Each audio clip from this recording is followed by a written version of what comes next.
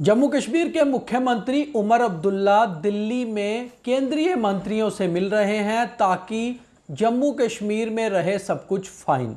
आप देख रहे हैं सरकारी चालीसा का एपिसोड नंबर 9। मैं हूं दीपक खजूरिया और मेरे साथ जुड़ेंगे हमारे editor in chief Pawan Sharma, जो मेरे सहयोगी भी रहते हैं इस कार्यक्रम में। और आज मैं किसी कारणवश दफ्तर में नहीं हूं, बाहर से रिकॉर्डिंग कर रहा हूं और पवन जी स्टूडियो से मेरे साथ अभी जुड़ेंगे। और आज सबसे पहले बात जम्मू कश्मीर के मुख्यमंत्री उमर अब्दुल्ला के दिल्ली दौरे की। ये दिल्ली दौरा उनके लिए बहुत अहम है। वो कल दोपहर बाद से ही दिल्ली में हैं और लगातार केंद्रीय मंत्रियों से बैठकें चल रही हैं। कल देर शाम गृह मंत्री अमित शाह से बात हुई। जाहिर सी बात है कि उनको रेजोल्यूशन भी सौंपा होगा और जम्मू कश्मीर के हालात की भी बात की होगी और स्टेटहुड की भी बात हुई होगी। आज उन्होंने केंद्रीय मंत्री नितिन गडकरी से बात की, जो इस समय सबसे इंपॉर्टेंट इसलिए है क्योंकि जम्मू कश्मीर में भी और बाकी देश में भी जिस तरह से हाईवेज का नेटवर्क फैल रहा है, तो कहीं ना कहीं नितिन गडकरी उसके पीछे जो है वन मैन आर्मी है। डेवलपमेंट की बात के बाद राजनाथ सिंह से भी मुलाकात हुई उमर अब्दुल्ला की, और राजनाथ सिंह से मिलना इसलिए भी ज़रूरी था क्योंकि जम्मू कश्मीर में डिफेंस का रोल बहुत इंपॉर्टेंट रहता है। और किसी समय में डिफेंस की एक जो यूनिफाइड कमांड की बैठक वो सीएम लिया करते थे जब जम्मू कश्मीर स्टेट हुआ करती थी। तो पवन जी, ये जो बैठकों का दौर है ये कितना इंपॉर्टेंट है जम्मू कश्मीर स्टेट के लिए और इस सरकार के लिए, और आपको क्या लगता है स्टेटहुड को लेकर अमित शाह ने क्या आश्वासन दिया होगा?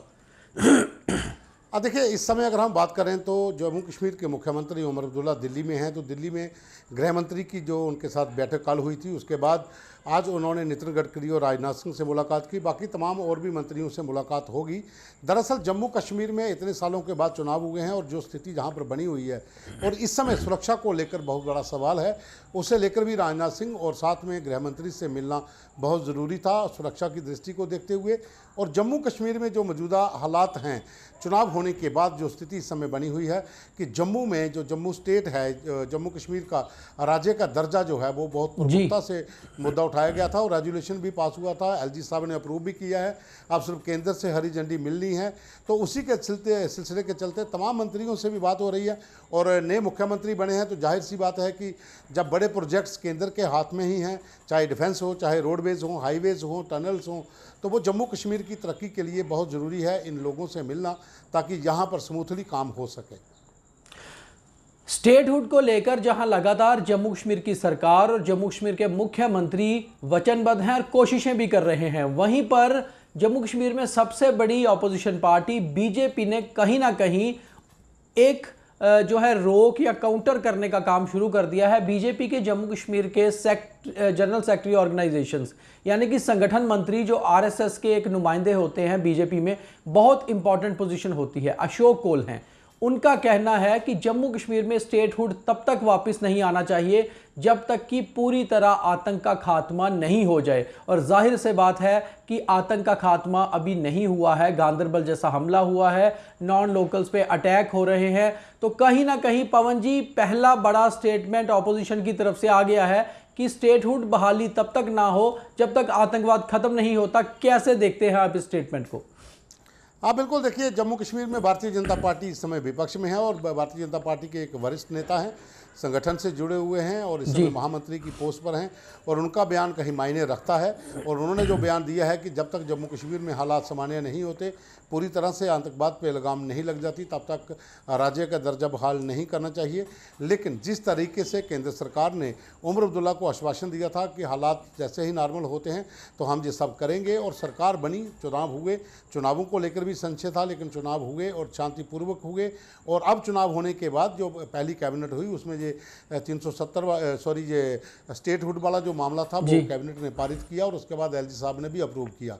अब उसके बाद जो लगातार 2-3 घटनाएं हुई हैं उसे लेकर चिंता ये बड़ी है। भारतीय जनता पार्टी का ये कहना है कि हो सकता है कि हम स्टेटहुड वापस करें, उसके बाद आतंकवाद फिर से अपना सर उठाने लगे। हालांकि जम्मू कश्मीर से आतंकवाद तो खत्म हुआ ही नहीं, कभी भी नहीं खत्म हुआ, स्टार्ट से ही चल रहा है जब से ये शुरू हुआ था। बीच बीच में ब्रेक आती है, शिफ्ट हो जाता है। तो अब जम्मू की बजाय फिर कश्मीर में 3 बड़ी घटनाएं, आज सुबह भी जो घटना घटना हुई है, एक श्रमिक के ऊपर गोलीबारी की गई है, 7 लोगों की पहले मौत हो चुकी है, उससे पहले भी एक प्रवासी मजदूर की वहाँ पर हत्या कर दी गई थी। तो कहीं ना कहीं भाजपा का जो बयान है कि जब तक आतंकवाद खत्म नहीं होता तब तक नहीं होना चाहिए, लेकिन ये सारा मुद्दा अब देखना है सेंटर के पास इस समय उमर अब्दुल्ला बैठे हुए हैं। हो सकता है कि कोई खबर अच्छी आए या ये भी हो सकता है कि इसको आगे एक्सटेंड किया जाए। ठीक है पवन जी, वैसे तो बीजेपी का ये साफ तौर पे कहना है कि प्रधानमंत्री और केंद्रीय गृह मंत्री दोनों ने ही ये कहा था कि जब सही समय आएगा, सुरक्षा के हालात सही होंगे, तब ही स्टेटहुड वापस दिया जाएगा। तो Jammu Kashmir BJP state unit का कहना है कि आखिर वो सही समय तो अभी नहीं है, क्योंकि हालात अभी जम्मू कश्मीर में काबू में नहीं हैं। चुनावों के बाद एक बार दोबारा से टेररिस्ट ने सिर निकालना शुरू किया है। और बात सही भी है, अगर आज की ही हम बात करें तो साउथ कश्मीर के त्राल में आज भी शुभम कुमार नामक एक 19 वर्षीय मजदूर पर हमला किया आतंकियों ने गोलियों से। अच्छी बात यह रही कि उसकी जान बच गई, मगर वो हॉस्पिटल में भर्ती है, उसकी बाजू पूरी तरह से जख्मी है। तो पवन जी, 2 चीज़ें मैं जानना चाहूँगा जिस तरह से हम चर्चा करते हैं। एक तो गांदरबल जैसा बड़ा हमला, और एक 16 अक्टूबर को शोपियां में एक मजदूर की हत्या होना अशोक चौहान की। आज शुभम कुमार जो एक बाहरी मजदूर है उस पर गोलियां चलना साउथ कश्मीर में। तो क्या आतंकी संगठन अब दोनों मापदंड अपना रहे हैं, यानी कि सिविलियंस पर हमले भी और सिलेक्टिव किलिंग भी? तो ये दहशत को बढ़ाने का एक नया हथकंडा है आतंकियों का। हाँ बिल्कुल, देखिए अगर देखा जाए तो 10 दिन के भीतर 3 आतंकी वारदातें होना, वो भी कश्मीर में, और एक बड़ी वारदात होना जो एप्को कंपनी का जो काम लगा हुआ था जेडमो टनल पे, वहाँ पर मजदूरों को निशाना बनाया गया, 7 लोगों की मौत हुई। उससे पहले एक प्रवासी मजदूर की गोलियों से चलनी वहाँ से शव उसका बरामद हुआ था। और उसके बाद आज जो बटगांव एरिया है त्राल का, वहाँ पर एक मजदूर पर हमला होना, तो कहीं ना कहीं ये बौखलाहट तो ज़रूर है। लेकिन साथ में जो डेवलपमेंट प्रोजेक्ट्स कश्मीर में इस समय चल रहे हैं, वहाँ पर अधिकांश जो लोग हैं वो बाहर से हैं, वो चाहे इंजीनियर्स हों, मजदूर हों, या फिर टेक्निकल एक्सपर्टों की टीम हो, उनकी सुरक्षा करना बहुत ज़रूरी है। और उसी के चलते आज भी जो है एलजी साहब ने मीटिंग ली है, कल भी एक बैठक हुई थी और आज भी एलजी साहब ने एक बैठक ली है, तमाम सेना और पुलिस के उच्च अधिकारी उसमें थे। और उसमें यही मंथन हुआ है कि किसी न किसी तरीके से माइग्रेशन को रोकना है कि कहीं पलायन ना शुरू हो जाए, और वहाँ पर जो लोग काम कर रहे हैं उनको सुरक्षा देना प्राथमिकता होगी। और इसी के चलते जितने जो हमले हुए हैं सरकार बनने के बाद, उसे लेकर केंद्र सरकार भी गंभीर है। पवन जी, एक और ख़ास चीज़ है जिस पे हम बात ज़रूर करेंगे कि जब भी ऐसी घटना होती है, हम पलायन की बात करते हैं, तो पलायन जो होता है वो हमेशा मज़दूरों का होता है। और बड़ी बात यह है कि कश्मीर में जितने भी बड़े प्रोजेक्ट्स हैं उसमें जितने भी मज़दूर हैं वो बाहरी हैं, बिहार से हों, यूपी से हों, उड़ीसा से हों, तेलंगाना से हों, हमेशा मज़दूर बाहर से ही काम करने आता है। लोकल मज़दूर कश्मीर में बहुत कम है जो प्रोजेक्ट्स में काम करता है। बड़े अधिकारी हो सकते हैं लोकल, जम्मू से हों, कश्मीर से हों, और कभी भी बड़े अधिकारी पलायन नहीं करते हैं क्योंकि उनको कंपनी से बहुत आश्वासन मिलते हैं। तो ये एक बड़ा चिंता का विषय है सरकार के लिए कि अगर मजदूर निकल जाते हैं तो जो केंद्र सरकार है उनके लिए भी चिंता का विषय है, क्योंकि ये सारे प्रोजेक्ट्स केंद्र सरकार के हैं। और स्टेट के लिए इसलिए चिंता का विषय है कि वो हालात ये शो हो जाएंगे बाहरी राज्यों में कि जम्मू कश्मीर में अब हालात ख़राब हैं। तो ये एक चिंता का विषय है मजदूरों का, अगर पलायन होता है, निकलना होता है तो। देखिए जो सरकारी प्रोजेक्ट्स हैं वहाँ पर तो मजदूरों की संख्या है ही। कश्मीर में जितने भी ब्रिक किलन हैं, जो ईंटों के भट्टे हैं, वहाँ पर भी बाहर से आए हुए मजदूर हैं। कश्मीर में जितने भी काम हो रहे हैं, घरों का निर्माण हो रहा है, लकड़ का काम हो रहा है, या फिर जो दुकान बनाने का काम, जो राजमिस्त्री काम करते हैं, वो भी अधिकांश जो हैं 75% बाहर से लोग हैं। लेकिन उन लोगों को टारगेट नहीं किया जाता है जो शहर में रहते हैं। ये उन लोगों को टारगेट करते हैं जो बाहरी इलाकों में हैं, जो गवर्नमेंट प्रोजेक्ट्स के ऊपर काम कर रहे हैं। जब उनको मारना शुरू करते हैं तो जो लोग गांव में रहते हैं, जो शहरों में रहते हैं, प्रवासी मजदूर, उनके अंदर डर पैदा हो जाता है, फिर पलायन उनका भी शुरू हो जाता है। तो कहीं ना कहीं इस पलायन को रोकने के लिए ही सरकार जो है सुरक्षा के जो अपने मापदंड है उनको और मजबूत करती है ताकि पलायन ना हो। क्योंकि अगर एक बार पलायन शुरू हो जाता है तो मजदूरों को रोक पाना मुश्किल हो जाता है। जिस तरह से कोरोना में लोगों ने पलायन शुरू किया था, सैकड़ों किलोमीटर लोग पैदल चल के घरों तक चले गए थे। तो पलायन को रोकना बहुत ज़रूरी है, क्योंकि अगर पलायन होता है तो ब्रेक लग जाती है डेवलपमेंट प्रोजेक्ट्स के ऊपर। तो पवन जी, बात हमने जीती हुई पार्टियों की तो कर ली कि इस समय जो सरकार चला रही है, नेशनल कॉन्फ्रेंस, वो किस तरह से काम कर रही है, जो ऑपोजिशन में बैठे हुए हैं वो सरकार को कैसे घेरने की कोशिश कर रहे हैं। मगर उन पार्टियों की भी बात करते हैं जिन्हें इन चुनावों में मुंह की खानी पड़ी और अब सरकारी चालीसा में जिक्र उनका भी होगा, क्योंकि सरकार को कहीं ना कहीं घेरने के लिए वही पार्टियां तैयारी कर रही हैं। तो बात पीडीपी की करते हैं कि पीडीपी ने अब अपने काडर को वापस से एक्टिव करने के लिए, अपने लीडर्स को एक्टिव करने के लिए एक बैठक आज दिल्ली में की, श्रीनगर में की, जिसमें जितने भी कैंडिडेट्स इस बार चुनाव में थे, क्या वो कश्मीर से थे या जम्मू से, सबको बुलाया गया और उन्हें कहा गया कि अब पीडीपी भी बीजेपी की ही ऑलमोस्ट समझ लो कदमों को फॉलो करते हुए असेंबलीज के प्रभारी नियुक्त करेगी। वो अपनी अपनी असेंबली में बैठ के काम करे और देखे कैसे वहाँ पर काम हो रहा है, जनता के मुद्दे क्या है, कैसे सॉल्व करने हैं। तो कहीं ना कहीं पीडीपी को अब समझ आई है कि जनता ने जो उन्हें नकार दिया है, जनता में वापस जाना ज़रूरी है। कैसे देखते हैं पवन जी? देखिए, ज़मीन खिसक चुकी है, उस ज़मीन को वापस पाने की जद्दोजहद है। उस लड़ाई के चलते ही पीडीपी जो अध्यक्ष है महबूबा मुफ्ती, उन्होंने आज कश्मीर में एक बैठक की, जिसमें तमाम जितनी विधानसभा में जहाँ जहाँ पर इनके कैंडिडेट्स खड़े थे उन सबको बुलाया गया था। हार कैसे हुई उसके ऊपर मंथन हुआ, किन कारणों से हार हुई, क्या हम उसमें और ज़्यादा अप्रूव कर सकते थे, उसे लेकर ही जो इस इम्प्रूविंग पॉलिसी है, जो बीजेपी की स्ट्रेटजी है कि अब गांव-गांव की ओर चलेंगे, विधानसभा के प्रभारी नियुक्त होंगे और तमाम इलाकों के अंदर पीडीपी अपना कैडर मजबूत करेगी। तो आज की बैठक में यही निर्णय था कि हार के ऊपर मंथन होना था। हार पे मंथन हुआ, क्यों हारे, कैसे हारे, किन वजहों से हम हारे, और साथ ही ये भी था कि जितने विधानसभा हैं जम्मू कश्मीर में, वहाँ पर प्रभारी नियुक्त किए जाएं और गांव में बूथ लेवल तक के कैडर को मजबूत करने के लिए आज इसके ऊपर फैसला किया गया है।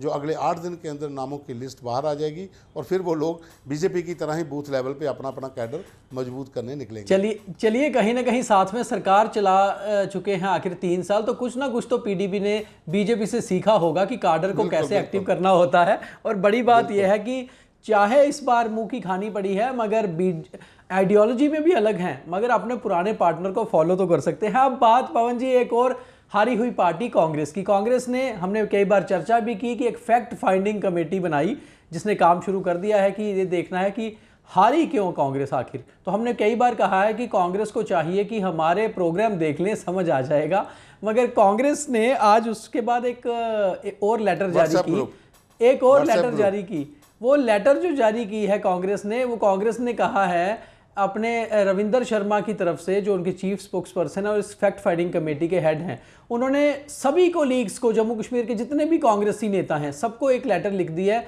कि जिसको लगता है कि हार के कारणों का उसको कुछ पता है, वो इस नंबर पे व्हाट्सएप कीजिए, इस नंबर पे मेल कीजिए या मुझे खुद मिलके बताइए। तो अभी भी कांग्रेस, वो कहते हैं ना, पत्ता पत्ता खोज रही है कि आखिर कहां से हार के कारण आए, मगर कारणों को देखकर आंखें बंद की हुई हैं जो कारण हैं।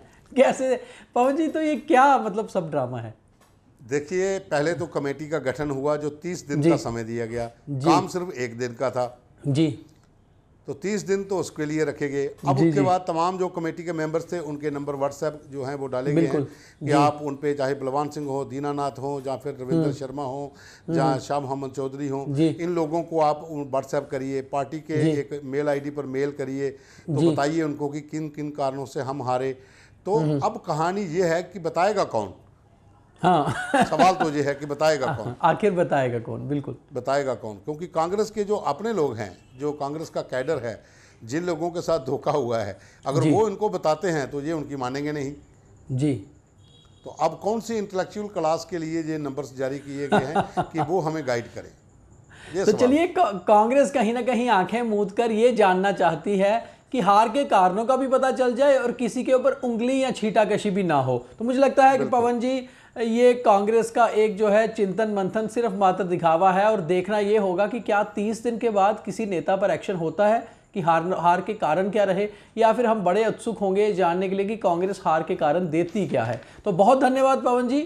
आज की सरकारी चालीसा में मुझे लगता है ऑलमोस्ट सभी चीज़ें हमने कवर की हैं, और हमेशा की तरह हम आपकी बात करते रहते हैं। हमारी कोशिश होती है कि सरकारी चालीसा में सरकार की आज के दिन की जो भी खास चीज़ें हों वो जनता तक पहुंचाई जाए, और हम एक तरह से सरकार और जनता के बीच में ब्रिज का काम करते हैं, जो मीडिया का सही रोल है। तो उम्मीद करेंगे कि आपको ये कार्यक्रम भी अच्छा लगा होगा। ज़्यादा से ज़्यादा शेयर करिए। हमारी भी कोशिश रहती है कि हम कभी भी आपका ये एपिसोड मिस ना होने दें, इसलिए कहीं भी होते हैं, सिचुएशन कोई भी होती है, कोशिश करते हैं आपके साथ जुड़ने की। तो देखते रहिए लगातार द न्यूज़ रूम 24 आवाज़।